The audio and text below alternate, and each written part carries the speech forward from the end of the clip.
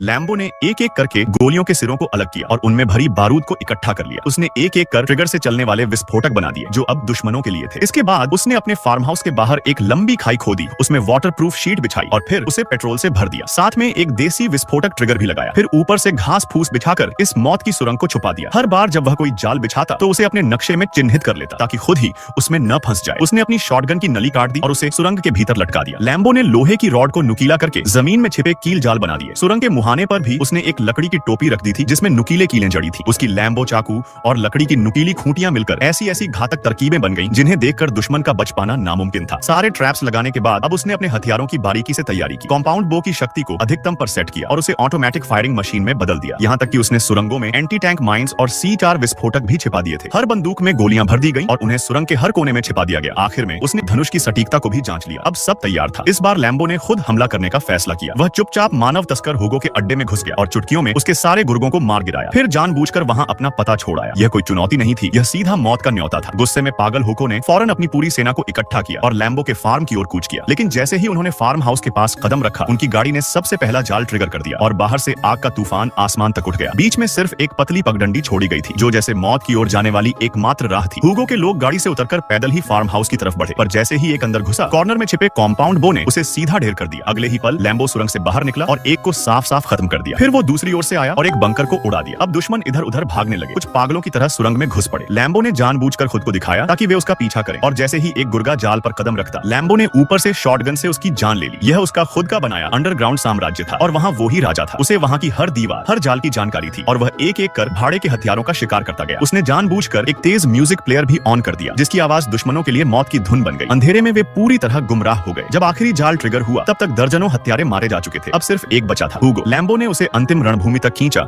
और जैसे ही हुगो वहां पहुंचा, लैम्बो ने सारे गहरे दबे हुए विस्फोटकों को एक साथ उड़ा दिया। विस्फोट इतना भयानक था कि सब कुछ धूल में मिल गया और उस दिन पाप का अंत हो गया।